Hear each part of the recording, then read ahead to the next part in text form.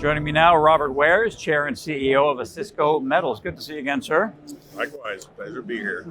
We did this in New York a while ago, and we're going to update the story now. Perfect. And there's lots to talk about. Updated resource estimate for Gas Bay. And so that saw the indicated resource go up by 53%, the inferred by 100%. And you say that this makes it the largest undeveloped copper deposit in Eastern North America. You've also said there's not that many of them, but yeah, that is saying something. So can you bring that all together for us and give us an update? So there's a significant increase in the resource as a result of geological remodeling.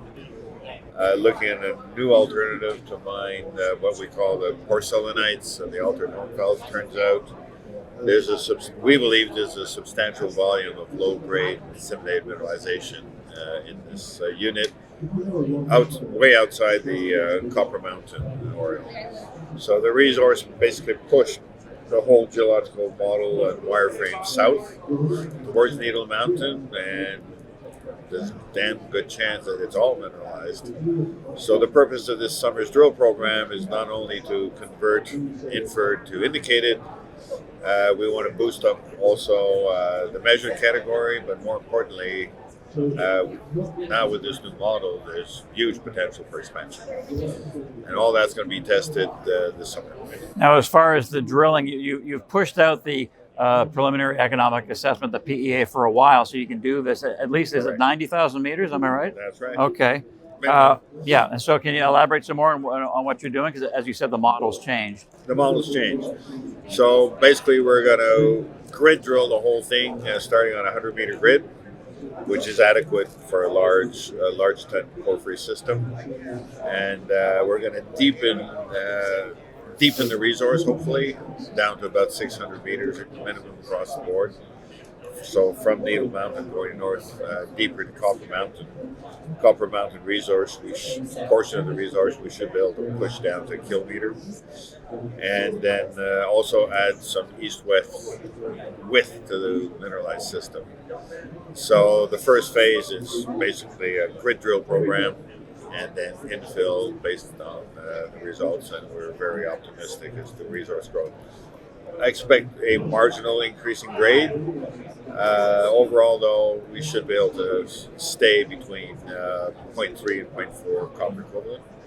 But again, with this very big increase in resource. So I'm very confident we can at least get to 1.6 billion tons measured and indicated by year end.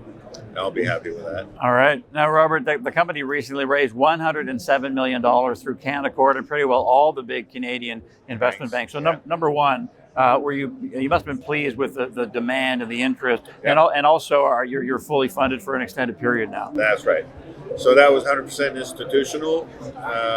Prior to this financing, we really didn't have any institutional presence in our story, so this is a game changer. Our shareholder base now is shifted from retail to institutional. We'll probably keep on doing that. And the new team, of course, brings in a lot of more marketing power to the story. On the institutional side, John Brzezinski and Don Niggan have already got a very healthy roster lined up, marketing for Q1, Q2. Of course, we'll keep up doing our retail marketing as well at this end.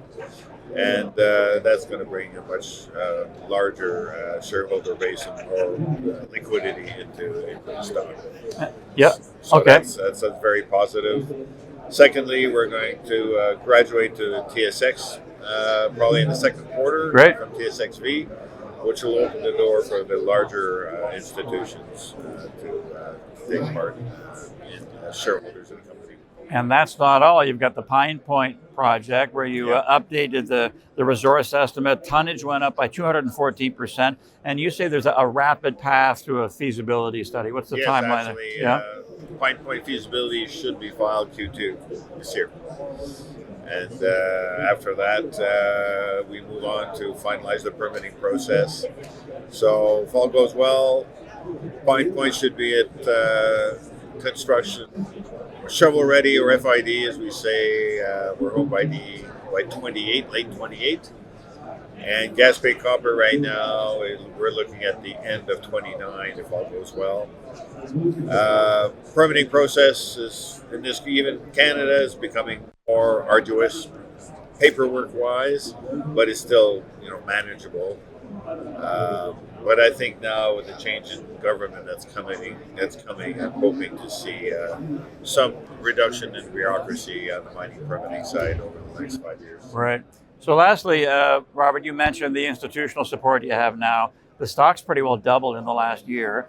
So do you think you've hit a tipping point, to borrow that Malcolm Gladwell term, and investors have woken up now to the Yes. story? Yeah. Yeah, and we're doing all this in the next 2 years. I think we're going to see a solid bull market in copper as a commodity prices increases. So basically all the planets are aligned. To develop a tier 1 copper asset in a safe jurisdiction in a copper bull market, it doesn't get better than that. All right, very good. Lots to talk about. Thanks, Robert. Thank you very much. All right, that's the story to Osisko Metals from Robert Wares.